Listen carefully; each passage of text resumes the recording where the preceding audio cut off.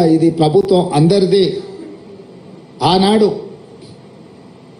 మార్పు కావాలి, కాంగ్రెస్ రావాలి అన్న ఆలోచనతోటి ఏదైతే ప్రజల దగ్గరికి వెళ్ళినామో మార్పు మొదలైంది. మార్పు వేగంగా ప్రయాణిస్తుంది. మార్పు మారుమూల తండాలలో, గూడాలలో, పల్లెల్లోకి చేరుతుంది.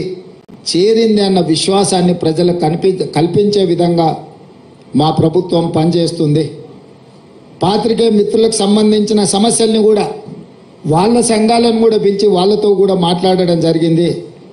అందుకోసమే వాళ్ళకు సంబంధించిన చాలా కాలంగా అపరిష్కృతంగా ఉన్న సమస్యల్ని పరిష్కరించడానికి కూడా ఒక కార్యాచరణను తీసుకోవడం జరిగింది.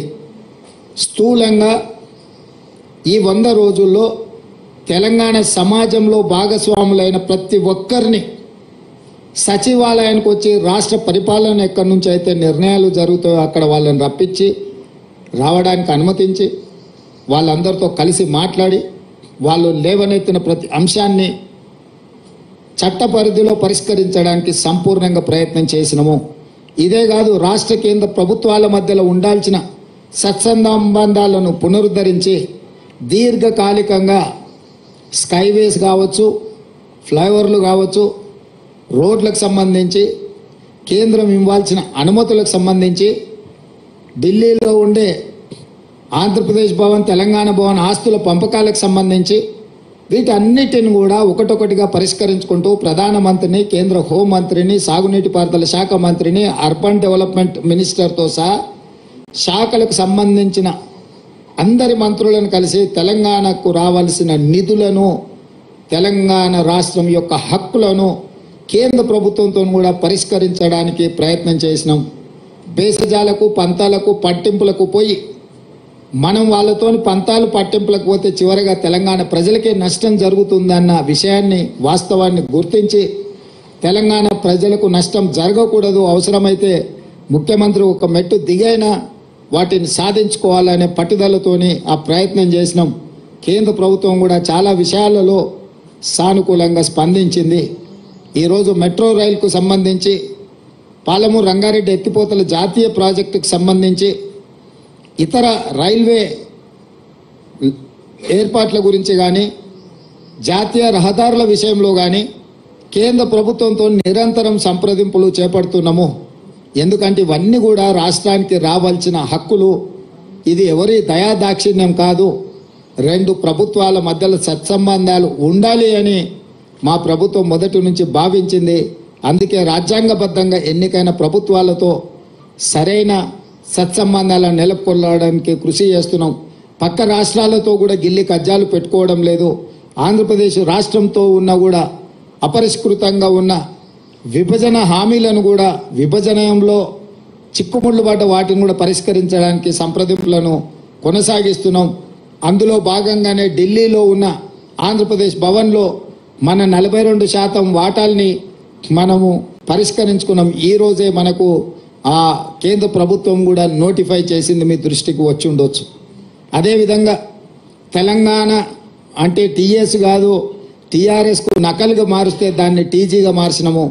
తెలంగాణ రాష్ట్ర గీతంగా జయ జయ హే తెలంగాణను ఆమోదించుకున్నాము. తెలంగాణ యొక్క తల్లి అని అంటే తెలంగాణ ప్రజలకు స్ఫూర్తి నింపే విధంగా ఉండాలి అని చెప్పి కవులను, కళాకారులను సంప్రదించాలన్న నిర్ణయం తీసుకున్నాము.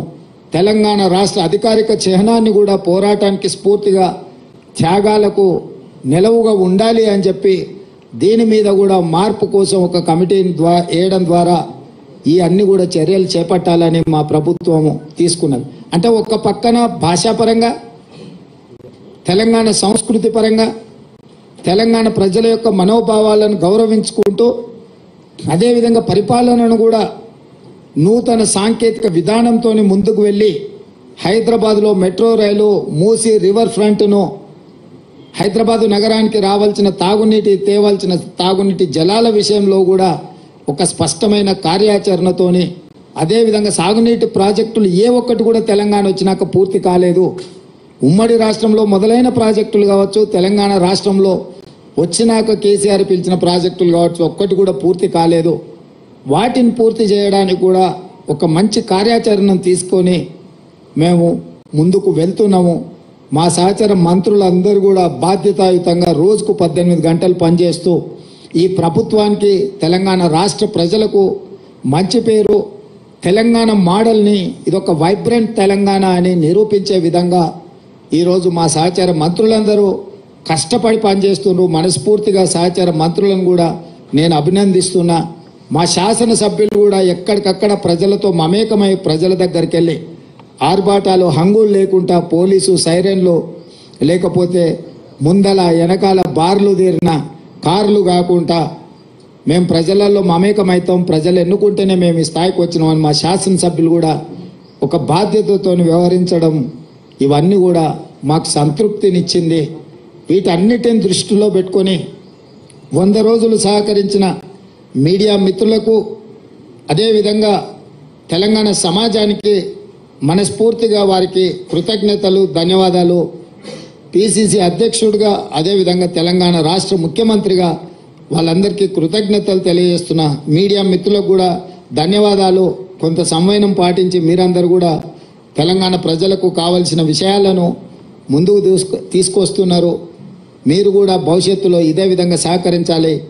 తెలంగాణ రాష్ట్రాన్ని అభివృద్ధి పదం వైపు తీసుకువెళ్దాం.